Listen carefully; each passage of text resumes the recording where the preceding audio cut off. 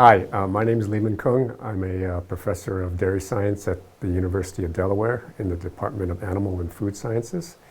And my presentation today is going to be talking about the use of bacterial inoculants to try to help improve silage fermentation and the bottom line for dairy and beef producers across the U.S.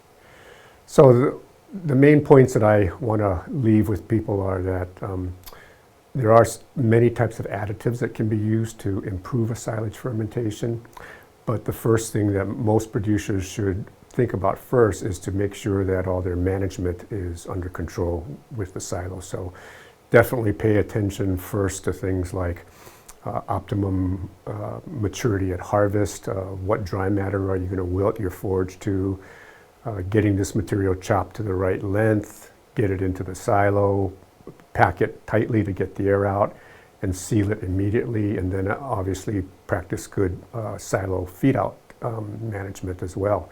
So you have to get all of that under control first before I think you even start to think about inoculants and additives for silages. But assuming that you've done that, then we can look at tools to improve the fermentation past the main silage management focuses that I just talked about. And I'm going to focus today primarily on bacterial inoculants, although there are chemical additives that people have used, and I'm not going to talk about that today, but I'll focus on the most popular types of additives, which are bacterial inoculants. So in general, there are three types of bacterial inoculants. One is called homolactic acid bacteria. They're based on microorganisms that are select microbes that can change the fermentation process so that there is actually more dry matter and energy recovered from a fermentation, which obviously is good for producers because it saves the energy and the dry matter harvested from the field so that they can feed that to the animal to have increased productivity. And these homolactic inoculants work really fast. They're very select microorganisms for their speed of fermentation. And they're really what the whole inoculant industry was based on originally back in the 1970s and 80s when microbial inoculation first started to appear in the world. The next type of inoculant that is a little bit more recent, maybe in the last 10 or 15 years, is the use of what we call heterolactic acid bacteria. And these are organisms that include Lactobacillus buchneri, some newer organisms like Lactobacillus hilgardii and Lactobacillus dialavorans. And these microorganisms are designed primarily not to necessarily make the fermentation faster and more efficient up front in the process, but really to kind of improve shelf life and aerobic stability in the silo and in the feed bunk.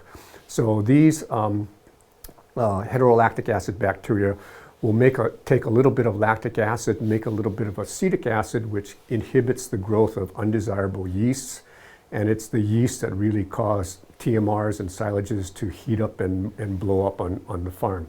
And of course, we know that if we feed hot silages or hot TMRs, most ruminant animals will tend to back off of feed from that because it's undesirable for them. So we want to prevent these silages and TMRs from heating. So again, homolactics to really try to fix the front end, and these heterolactics to fix the back end. So those are the two primary types of inoculants. But then what we really see in the real world is a combination now of people mixing homolactics and heterolactics together and selling products to help fix both the front end and the back end of that fermentation process. So I'm going to cover that. I'm also going to cover a few details about if you're using an inoculant, the best practices. For example, inoculants don't like to be in hot water, and most people don't really realize that, but inoculant tanks sometimes are often sitting very close to the motor or the engine or exhaust of a chopper. And our research has shown that if the water in those tanks get much above 95 degrees Fahrenheit, you actually are killing the inoculants that you put in your tank. And so that is not a good thing. And most of the time, hot water in inoculant tanks is because of misplacement of where the inoculant tank is relative to the motor. It's not because it's hot during the day. That is not what's causing these tanks to heat up and get hot and kill the bacteria. It's really placement of how close they are to the motor that's actually generating heat. Inoculants also are pretty fragile organisms, so during storage it's important to keep these microbes under cool, dry conditions. They also don't like to have big changes in temperature, so you throw them in the back of the pickup truck for half a day and the sun's shining and it's really hot. You're going to kill a lot of these bugs before you even get mixed. They also don't like to be frozen and thawed again in cycles like that. So keep them as cool as possible and as under constant temperatures as possible. I think that's about it. Thank you very much.